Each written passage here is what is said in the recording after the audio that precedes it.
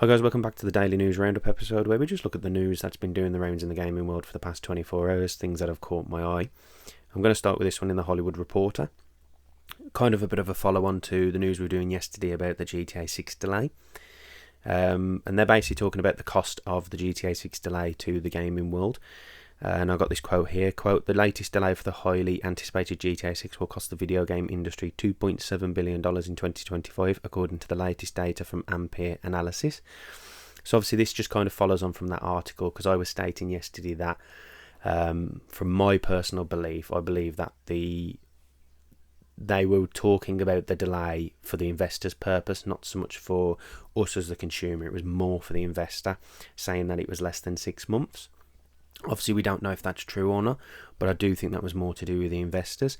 And I think this article does kind of go a certain way to back that theory up, because obviously, I was saying yesterday, investors rely on their obviously getting their money back. That's why they invest in something to get more money back. So obviously, they're having to wait longer to get their money back, and they're potentially having to spend more waiting for that game to come out, because obviously it's been delayed, so more money needs to be spent.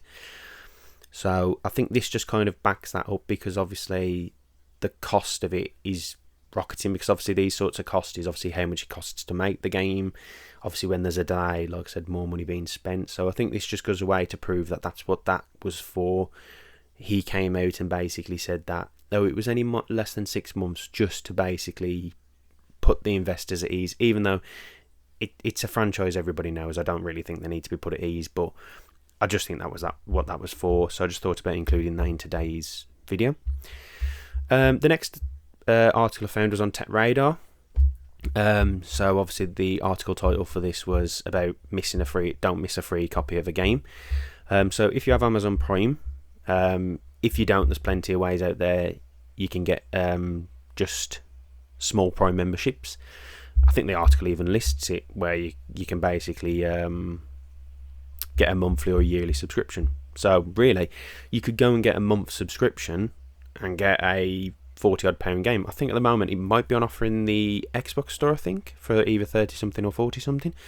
So just a bit of a tip or something. Go and get a monthly Prime subscription for, I think that says 8 something, and you get a £40 game.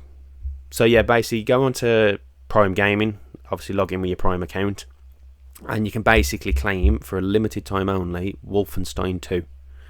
And it's the digital deluxe edition, which is available on Xbox One, Xbox Series X and Series S, and it is also available on Windows as well. So you can have a PC version or you can have the Xbox version.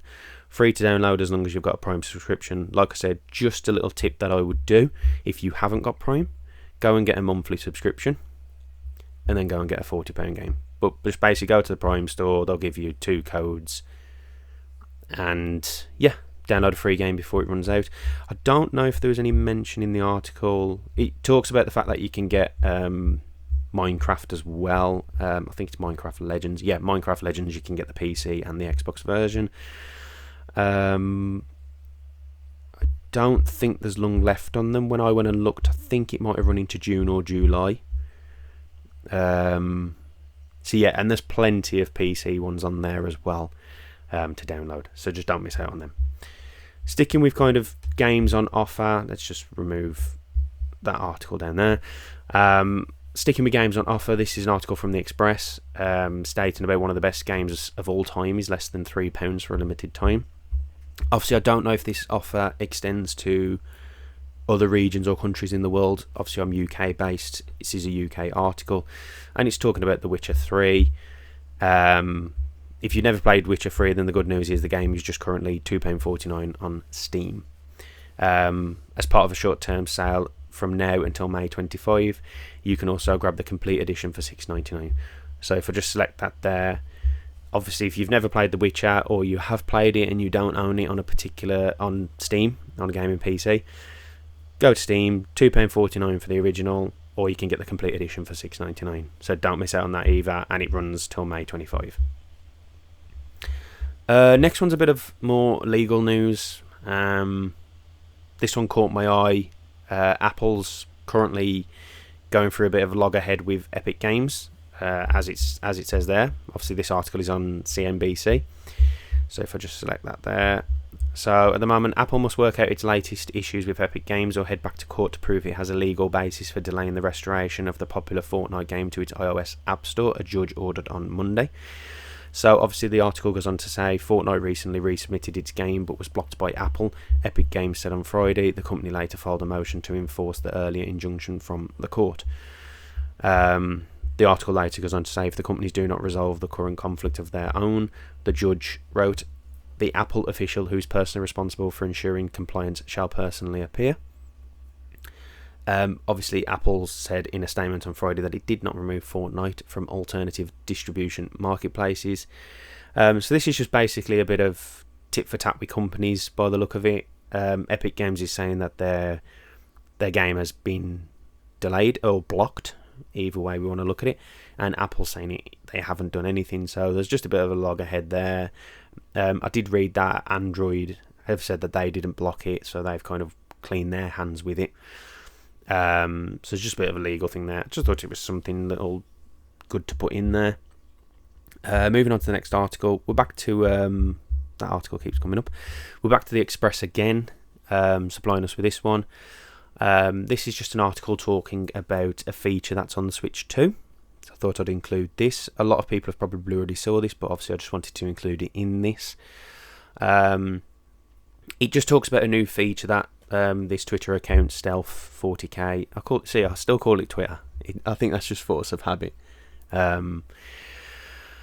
He's just basically talking about... His breaking news articles are doing me heady. He's just basically talking about a new feature that's coming to Switch 2. New feature, one of the features, should I say. That basically, Switch 2 has a search for controllers feature to locate Joy-Con 2 controllers. The controller you're looking for will vibrate and make a sound. There is a video there. I'm not just going to play the video, but you can go and find the tweet on Stealth40k's account. But obviously this article that the Express has done is put perfect for forgetful Switch 2 fans. You can see the feature in action by checking out the Stealth40k tweet below. In a separate tweet, the same user points out that the Switch 2 will also limit video recording to 30 seconds like the original console. Nintendo has demonstrated a number of new and returning 2 Switch features in the build-up to launch.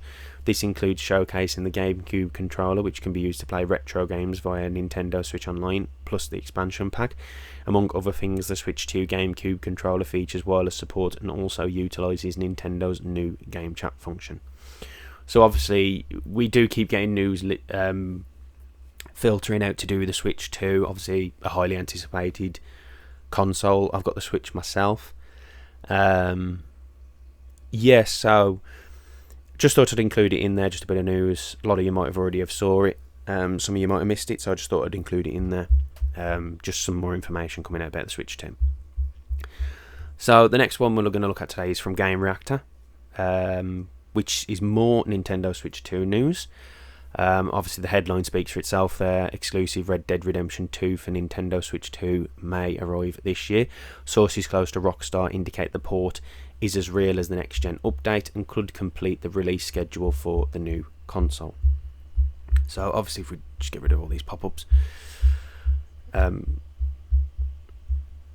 Earlier this year, in the midst of flurry of Nintendo Switch 2 leaks just before its official reveal video, publications such as Game Reactor heard the inevitable rumours about the first Nintendo and third-party games that would accompany the console. We heard of Cyberpunk 2077, Split Fiction, Final Fantasy and Elden Ring titles finally confirmed in the Nintendo Switch Direct presentation in April, but there's one big rumoured game that we've heard of and who yet missed the party, Red Dead Redemption 2, and it's happening again. Game Reactor has heard from sources close to Rockstar that the acclaimed Wild West open world opus, considered one of the best games ever, is not only on its way to Nintendo Switch 2, but could be coming to the new console as soon as later this year. The very same has been heard and corroborated over at Nintendo and from different sources. So, I just wanted to include that in there because obviously it's more Nintendo Switch 2 news. Obviously a lot of us have saw the rumours of Red Dead Redemption 2 coming to the Switch. I think obviously if that happens that would be quite a big deal. Obviously there has been talks as well. I did see those talks of Red Dead Redemption 2 also getting a patch upgrade, which I've just literally, as I've just been skimming through, have just clocked. It says it in there as well. That was something I saw in another article. I don't know what it is, so I don't want to quote it. But I saw that a few weeks ago that we might be rumoured to be getting a patch for Red Dead Redemption 2 for Xbox and PlayStation. So I just thought that was fun to include that. Obviously, if you do end up getting a Switch 2, that you may also get a Red Dead Redemption. My only concern with these sorts of things is, obviously, I know the Switch 2 is obviously more powerful than the first Switch, but my only concern with this is, obviously, where is the appeal, in the sense of, if there is a Red Dead Redemption 2 patch kind of coming for the Xbox and the PlayStation 5, obviously the only people you're appealing to there is people who only have the Nintendo Switch. If, like me, you have a console and a Switch, you're probably more likely to play it on the console, and you're only probably likely to play it on the Switch when you are mobile and going out. But obviously there's always been talks and rumours of an Xbox portable device. It gets denied, it gets rumoured, it gets denied, rumoured. It's a constant back and forth. But I just thought I'd include that in there because I just thought it was kind of good information to get out there. And the last article for today was just a little bit of a fun one I found on Metro UK. It was to do with something that they'd received. Obviously the article was written by Game Central. It was just something that they'd received in their inbox, so they turned it into an article. So obviously, as you can see at the bottom there, the Tuesday Letters page asks whether video games accepts need to be games or not, as one reader predicts the Super Smash Bros. Ultimate Deluxe will be a while yet. So obviously they have an inbox where they get gaming news, and one of the questions that was put to him is, what actually is Rockstar's best game? And I just thought this was a fun little article to put in, because I think we can all debate that. We probably all have our favourite Rockstar games. So if you look here, you've got Rockstar 1. Interesting to see people having the confidence to speak out against GTA, which I don't think we're going to see a lot of as the game gets closer. I won't pretend I don't enjoy the games and still play GTA Online occasionally. But what I will say is GTA 5 is not my favourite Rockstar game at all. And I do feel it's a shame they don't make a wider range of games like they used to. Which, just to jump in there, I do think that's right. If you actually look at Rockstar's gaming history, they used to make a lot of good games, but I can't remember the year, but since a certain year, they've stopped making other games, and they've literally just put all their resources into GTA. Obviously, what we all have to remember is, it's a business.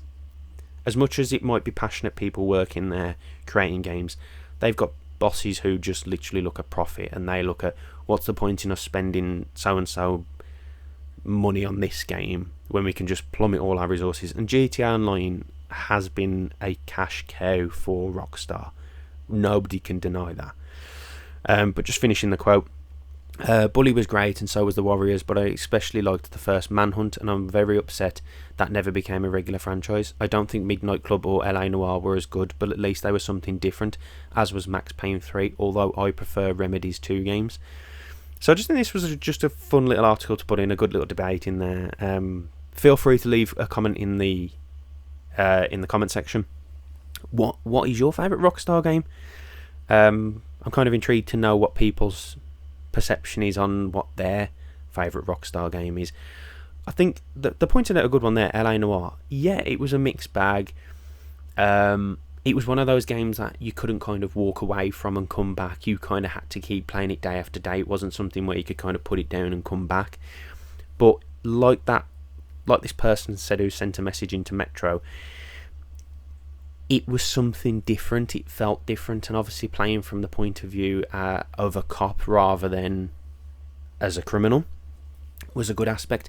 And yeah, that probably was one of the ones I did enjoy. I think, for me personally, I think GTA 5, as good as it was, I still can't help but come back to either Vice City or San Andreas. And I know San Andreas gets a lot of love, but I think I sway more to Vice City. I think Vice City is that one I always look back to and think, yeah, that one. Like, I really enjoyed it when they... obviously, I know there was some... issues with the release due to developer and publisher arguments, but when they re-released San Andreas, GTA 3 and Vice City, I was quite happy with that because obviously, like I just said, GTA Vice City was probably one of my favourite ones if I was to look back. But like I said, please feel free to leave a comment what your favourite Rockstar game is. And yeah, so that's just the news for today. News that's been doing the rounds the past 24 hours. If you enjoyed this, please give it a thumbs up, subscribe to the channel. Like I said, I'm going to try and do these every day. Just looking at some of the news.